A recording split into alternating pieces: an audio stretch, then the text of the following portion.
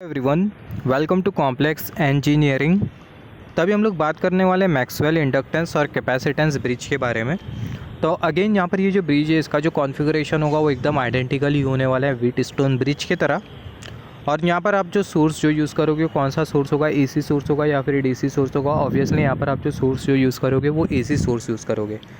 तो जो ब्रिज है वो आपको कुछ इस तरीके से दिखेगा। यहाँ पर आपको व्हीटस्टोन ब्रिज जैसा ही स्ट्रक्चर दिखाई दे रहा है, मगर यहाँ पर हमने जो सोर्स जो कंसिडर किया है कौन सा सोर्स है, बेसिकली एसी सोर्स है। तो यहाँ पर अभी अगर हम लोग देखें, यहाँ पर हमने एक रेसिस्टेंस कंसिडर किया। यहाँ पर ये R2 रेसिस्टेंस, यहाँ पर ये R1 रेसिस्टेंस, यहाँ पर ये आपको इंडक्टेंस दिखाई दे रहा है LX, यहाँ पर ये RX आपको रेसिस्टेंस दिखाई दे रहा है, यहाँ पर ये R3 रेसिस्टेंस, ये वाले ब्रांच में आपको R3 रेसिस्टेंस दिखाई दे रहा है, और ये वाले ब्रांच में आपको एक रेसिस्टेंस और एक कैपेसिटर आपको दिखाई दे रहा है। यहाँ पर हमने एसी सोर्स कंसिडर किया और यहाँ पर बेसिकली हमने क्या कंसिडर किया है, स्विच कंसिडर किया है। यहाँ पर अब ये जो ब्रिज है इसकी क्या रिक्वायरमेंट होती है, ब्रिज के हेल्प से आप कोई भी जो, जैसे कि नाम से पता चल रहा है इंडक्टेंस कैपेसिटेंस, तो ये ब्रिज के हेल्प से कोई भी जो अननोन इंडक्टेंस है आप उसको फाइंड आउट कर सकते हो with respect to known capacitance. मतलब जो कैपेसिटेंस है इसकी वैल्यू आपको पता होगी, आप अननोन इंडक्टेंस की वैल्यू को कैलकुलेट कर सकते हो। तो unknown inductance with respect to known capacitance can be calculated with the help of this Maxwell inductance capacitance bridge. तो यहाँ पर अगर आप देखो हर एक एलिमेंट के बारे में आप देखो, यहाँ पर ये जो LX आपको जो दिखाई दे रहा है ये है क्या, ये बेसिकली एक इंडक्टर है जिसका आपको इंडक्टेंस फाइंड आउट करना है, जिसका इंडक्टेंस आपको पता नहीं है।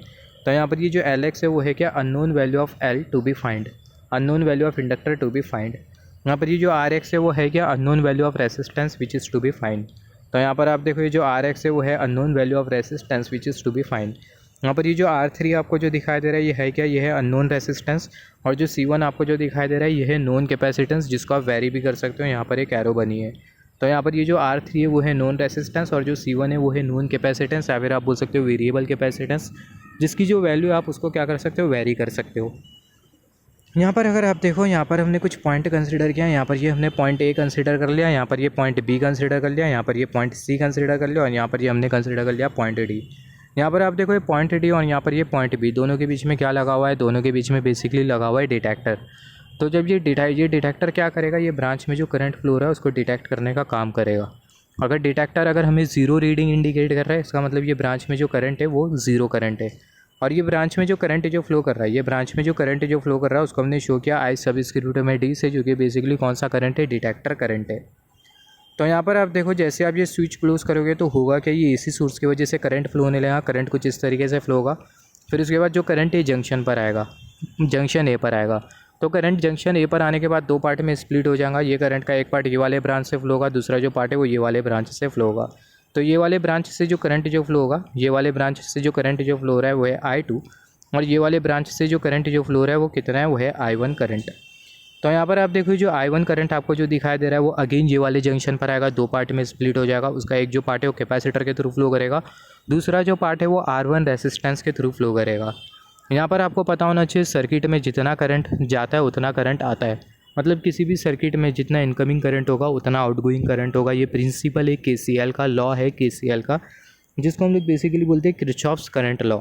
तो यहाँ पर आप देखो आपको पूरी जो सर्किट आपको जो दिखाई दे रही है, सर्किट में अगर I करंट जा रहा है तो इस सर्किट से बाहर कितना करंट आएगा, I करंट आएगा।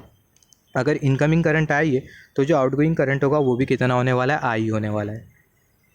तो यहाँ पर अगर आप देखो और अगेन यहाँ पर आप देखो जो ब्रांच है कैपेसिटर C1 R1 रेसिस्टेंस, इनके थ्रू जो करंट जो जा रहा है, इनकमिंग करंट कितना है, I1। तो ये दोनों एलिमेंट के थ्रू कैपेसिटर और R1, इसके थ्रू जो आउटगोइंग करंट होगा वो भी कितना होगा, I1 होगा।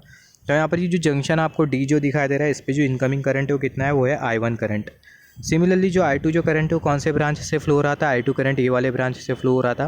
फिर उसके बाद जो I2 जो करंट है वो जंक्शन B पर आएगा, I2 करंट जंक्शन B पर आएगा। फिर उसके बाद जो I2 जो करंट है वो दो पार्ट में स्प्लिट हो जाएगा। उसका एक जो पार्ट है वो ये वाली ब्रांच के थ्रू फ्लो होगा, कर्सर की टिप, और दूसरा जो पार्ट है वो ये वाली ब्रांच के थ्रू फ्लो होगा, जिसको हमने नाम दिया था डिटेक्टर करंट ID। फिर उसके बाद आप देखो यहाँ पर ये वाला जंक्शन कंसिडर करें, इस पर जो इनकमिंग करंट है वो है I1 और ID। तो इससे जो आउटगोइंग करंट होगा उसको हम लोग कंसिडर कर लेते हैं I3। तो ये वाली जो ब्रांच है इससे कौन सा करंट आ रहा है, I3, और यहाँ पर ये वाला जो ब्रांच है इससे कौन सा करंट आ रहा है, IX। यहाँ पर आप देखो ये ब्रांच से जो करंट जो फ्लो कर रहा है कितना है, वो है IX। I2 करंट ये जंक्शन पर आएगा, दो पार्ट में स्प्लिट हो जाएगा, ID और IX। ID करंट ये ब्रांच से फ्लो होगा और जो IX करंट है वो ये वाले ब्रांच से फ्लो होगा। फिर उसके बाद जो IX करंट है वो ये जंक्शन पर आएगा, यहाँ से I3 करंट आएगा ये वाले जंक्शन पर कर्सर की टिप। तो जो आउटगोइंग करंट होगा कितना होने वाला है, वो I होने वाला है।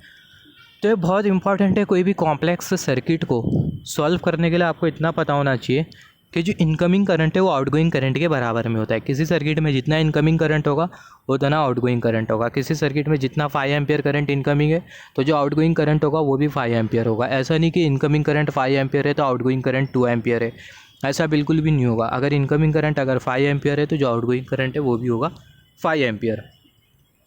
तो यहाँ पर अगर आप देखो, जैसे कि हमने यहाँ पर डिस्कस किया था, यहाँ पर अगर हम लोग देखें जैसे कि हमने डिस्कस किया था, यहाँ पर ये ब्रांच से जो करंट जो जा रहा है कौन सा करंट है, वो IX करंट है। तो जो IX जो करंट होगा बराबर में होगा ये I2 करंट और ये ID करंट के डिफरेंस के। तो यहाँ पर ये जो IX करंट है बराबर में होगा I2 माइनस ID के। सिमिलरली यहाँ पर आप देखो जो I3 जो करंट है वो ये वाले ब्रांच से जा रहा है, तो जो I3 जो करंट होगा बराबर में होगा I1 करंट और ID करंट के सम के। यहाँ पर हमने KCL अप्लाई किया तो जो I3 जो करंट है वो बराबर में होगा I1 प्लस ID के। यहाँ पर आप देखो जनरल बैलेंस कंडीशन में होगा क्या, या फिर आप बोल सकते हो बैलेंस कंडीशन में जो डिटेक्टर का जो करंट है वो ज़ीरो होगा। इसका मतलब जो ID जो करंट है वो ज़ीरो होगा। अगर ID करंट अगर ज़ीरो होता है तो इसका मतलब जो IX है वो I2 के बराबर में होगा। बैलेंस कंडीशन में जो ID करंट है वो ज़ीरो होगा। अगर ID करंट अगर ज़ीरो हो गया तो जो IX है वो I2 के बराबर में होगा और जो I3 है वो किसके बराबर में रहेगा, जो I3 है वो I1 के बराबर में रहेगा। यहाँ से ID ज़ीरो हो जाएगा, यहाँ से भी ID ज़ीरो। IX I2 के बराबर में रहेगा, I3 I1 के बराबर में रहेगा। IX is equal to I2, I3 is equal to I1। Similarly यहाँ पर अभी अगर हम लोग देखें, यहाँ पर आप देखो यहाँ पर ये जो हमने कंसिडर किया है, यहाँ पर ये C1 रेसिस्टेंस और ये R1 रेसिस्टेंस, इसके वजह से जो इम्पीडेंस बनेगा उसको हमने कंसिडर किया Z1 इम्पीडेंस। अभी इम्पीडेंस का मतलब क्या होता है इसके बारे में हमने डिस्कस किया था, राइट। ऑलरेडी इसके बारे में हमने डिस्कस किया था जनरल बैलेंस कंडीशन में। Resistance, inductance, capacitor, resistance, inductance और कैपेसिटेंस की वजह से जो अपोजिशन क्रिएट होगा उसी को ही हम लोग बेसिकली बोलते हैं इम्पीडेंस। और वो अपोजिशन किसको मिलेगा, वो जो अपोजिशन होता है वो मिलता है AC करंट को, राइट। तो यहाँ पर आप देखो यहाँ पर ये जो C1 और ये R1, यहाँ पर ये C1 और ये R1, इसके वजह से जो इम्पीडेंस जो बनेगा उसको हमने कंसिडर कर लिया Z1। ये Z1 की वैल्यू आपको कैलकुलेट करनी होगी। सिमिलरली यहाँ पर आप देखो जो R2 रेसिस्टेंस आपको जो दिखाई दे रहा है, R2 रेसिस्टेंस, इसके वजह से जो इम्पीडेंस जो बनेगा उसको हमने कंसिडर कर लिया Z2। तो यहाँ पर अगर हम लोग देखें इम्पीडेंस ड्यू टू R2 उसको हम लोग लिखेंगे Z2। सिमिलरली यहाँ पर अगर हम लोग देखें ये LX और ये RX के वजह से जो इम्पीडेंस जो बनेगा उसको हमने कंसिडर कर लिया ZX। तो यहाँ पर आप देखो impedance due to RX LX is equal to ZX। Similarly यहाँ पर आप देखो जो R3 आपको जो दिखाई दे रहा है इसके वजह से जो इम्पीडेंस जो बनेगा उसको हम लोग कंसिडर कर सकते हैं Z3। तो यहाँ पर आप देखो इम्पीडेंस ड्यू टू R3 उसको हमने क्या कंसिडर कर लिया Z3। यहाँ पर आप देखो जनरल बैलेंस कंडीशन में होता क्या है, हमने इसके बारे में डिस्कशन किया था। जनरल बैलेंस कंडीशन में ये वाला आर्म इसका जो इम्पीडेंस है वो कितना है, वो है Z2। आप देख सकते हो R2 मतलब इम्पीडेंस Z2, यहाँ पर ये LX इसका मतलब इम्पीडेंस ZX, राइट।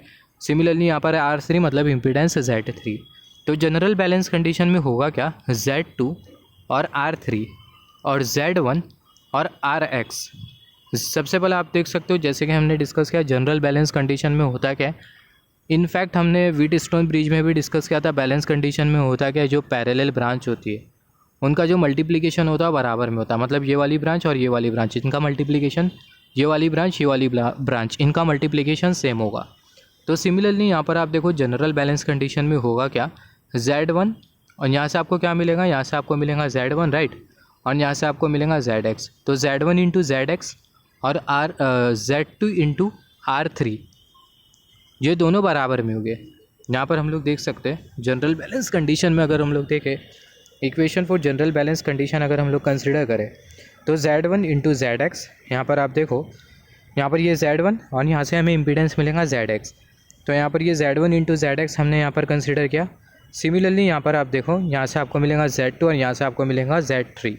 तो यहाँ पर आप देखो Z2 इंटू Z3, तो Z1 ZX Z2 Z3 ये दोनों जो टर्म हो गए वो बराबर में हो गए, राइट।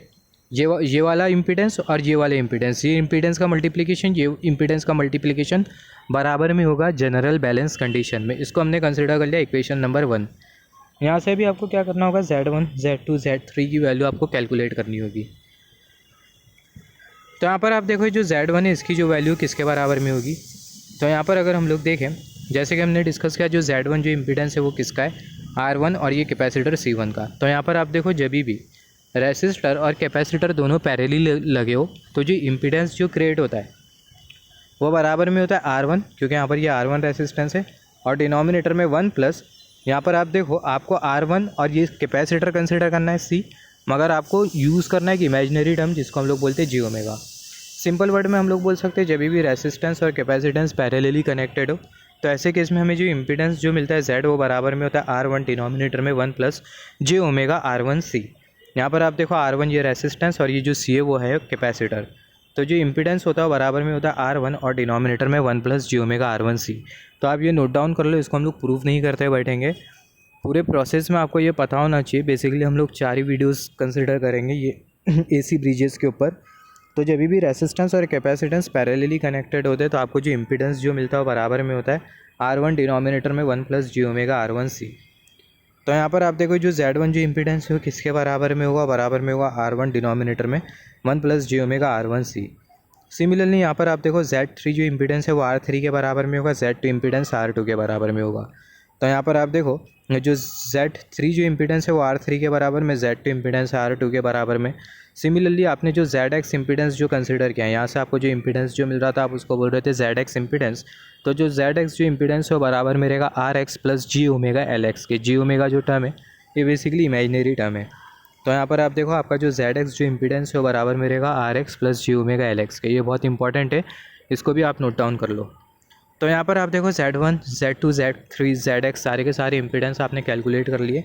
ये इम्पीडेंसेस को आपको यहाँ पर पुट करते जाना है।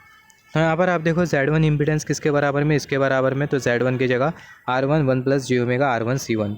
तो यहाँ पर ये R1 1 प्लस J-ओमेगा R1C1 इंटू ये ZX की जगह आपको क्या पुट करना है, RX plus J omega LX, RX plus J omega LX equal to की साइन Z2 की जगह R2 और Z3 की जगह R3। तो यहाँ R2 R3। अभी आपको इसको फर्दर कैलकुलेट करना है, सिंपल सा कैलकुलेशन है। तो यहाँ पर आप देखो, ये जो R1 है आप उसको ये वाले टर्म के साथ मल्टीप्लाई कर दोगे तो आपको मिल जाएगा R1X प्लस R1 J-ओमेगा LX, तो J-ओमेगा R1 LX।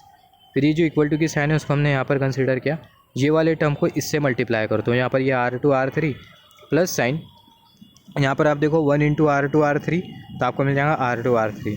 फिर उसके बाद ये जो प्लस साइन आपको जो दिखाई दे रही है उसको हमने यहाँ पर कंसिडर किया, R2 R3 with this term multiplication आप कंसिडर करोगे, J-ओमेगा R1C1 इंटू R2 R3, आपको क्या मिल जाएगा, J-ओमेगा R1 R2 R3 और यहाँ पर ये C1। यहाँ पर आप अभी रियल टर्म और जो इमेजिनरी टर्म है आप उसको सेपरेट कर सकते हो। J-ओमेगा वाले जो टर्म होते हैं उसको हम लोग बेसिकली बोलते हैं इमेजिनरी टर्म। इसका मतलब ये जो टर्म है वो इमेजिनरी है, और सिमिलरली यहाँ पर ये वाला जो टर्म है वो इमेजिनरी है। R1X R1RX R2 R3 ये जो टर्म है वो रियल टर्म है।